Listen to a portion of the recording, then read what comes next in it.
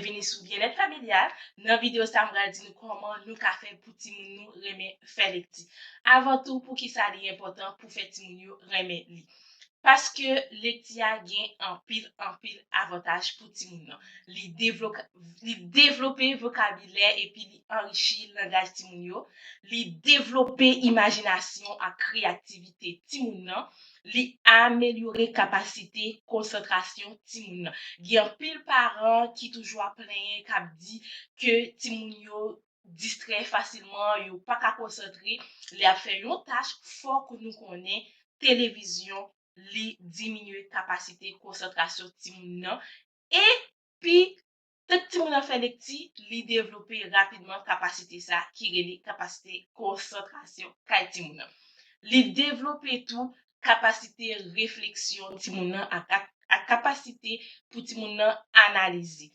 Lecture a permet ti moun nan apprendre pour compte li et puis li renforcer qualité rédactionnelle ti moun nan. Les ti moun sa va écrit, yo écrit super bien, yo gen bon culture générale. Sous besoin gen ti moun qui cultivé avec bon qualité de communication que ce soit à l'oral ou bien à l'écrit, c'est pour nous encourager au faire lecture.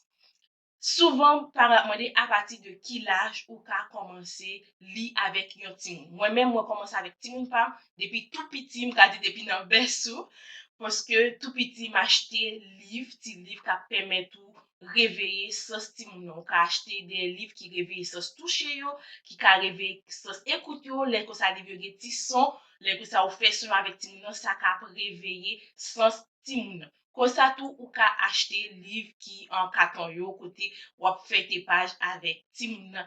Et si ti moun nan petit ou elle semble pressé la virer page yo, n'importe comment li juste à regarder histoire, la regarder dessin qui là-dedans, c'est vraiment normal. C'est montrer que ti moun nan a montré que li apprécie moment, que li apprécie livre là. Mais des fois tu ka arriver mettre livre là dans bouche yo chirel. Alors, ou pas besoin de fâcher pour ça. Relé sous ti moun nan, jouer, taper pour ça. Ti moun nan, c'est pas yon adulte lié. Déjà préparé tête psychologiquement. Ti moun qui petit ou acheter des pour y a chirel, ça arrive quand même. C'est façon pas ti moun nan pour lui montrer qu'il apprécie. Tant pis ou pas besoin de jouer ti moun nan, ni puni. Maintenant, comment de façon très pratique pour ka faire ti moun nan remet faire lecture. Premier, ça m'a dit, pour ti moun nan reme faire lecture, faut que ti moun nan ouais parent la faire lecture. J'aime toujours dire sur chaîne moi nous c'est superstar ti moun yo. Plus nous fait lecture devant ti moun yo, plus ti moun yo ouais n'a pli livre, n'a pas ti moun yo vle sembler nous, y a pas ti moun nan vle faire même gens avec nous. Alors papa, maman, ma tante, tout grand monde qui nan kay la, depuis ti moun nan ouais ou gon attirance pour livre, naturellement après ti moun nan li même tout li vin gen yon attirance pour li. Alors, lisez le plus possible devant vos enfants. Les ti moun nan commence à apprendre li, dans l'école primaire, ou ka commencer à acheter ti livre qui simple, qui facile, qui gen mot facile là-dedans, et puis ou li avec ti moun nan, ou chita bon côté, ou faire commencer li.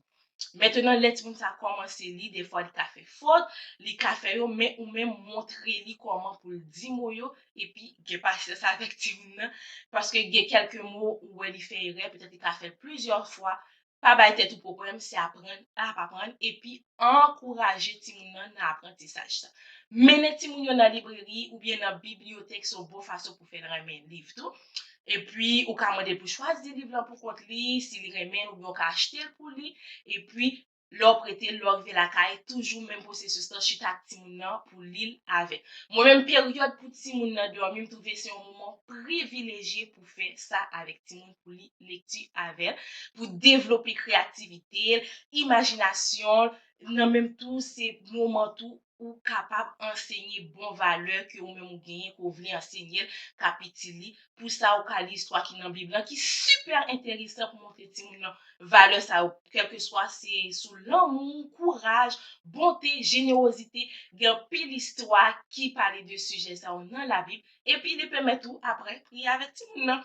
Mais ou ka acheter l'autre livre tout qui parle de l'autre thème, par exemple, par éveiller ti moun nan sous la nature, gen sous animaux, gen qui parle de planète, etc. Gen pile en pile. Mais seulement fait en pile attention les n'a choisi livre pour ti moun yo. Toujours vérifier si livre ça yo partager même valeur avec vous. Attention avec grossièreté, monstre ak image qui fait ti moun peur le soir. Gen qui gen sorcellerie là-dedans. Si ti moun nan a fait cauchemar, ça sorti yon côté. Alors fais attention à pas acheter livre là. Quand même, l'on pas acheter son café ou ka lire en entier avant même pour acheter ba quoi. Il y a courir dehors ou ça ou lire pour voir si la montrer ti moun nan bon valeur et puis s'il pas influencer ti moun nan de façon négative dans comportement, dans façon de parler pour faire ti moun nan di mauvais mot, li livre là avant ou acheter. Pas oublier tout pour anniversaire ou bien pour période fête là, c'est un bon moment pour faire un cadeau, livre, ou acheter 2 jours pour lire et puis ou faire cadeau, un livre tout. Enfin, si tu m'as demandé pour lire un livre pour lire n'importe 10 000 fois ou bien 10 fois, c'est que tu m'as aimé histoire, pas hésiter à faire ça. C'est une histoire de vraiment aimer, alors ou ka toujours lire livre là pour lire. Alors c'est façon ça yo ou ka fait ti moun aimer lire livre, menel dans bibliothèque, lire avec, lire histoire intéressant ka augmenter imagination, tout ça a fait ti moun nan lui-même vin reme li. Partager nous pour nous bay ti moun yo ou envie pour faire des petits.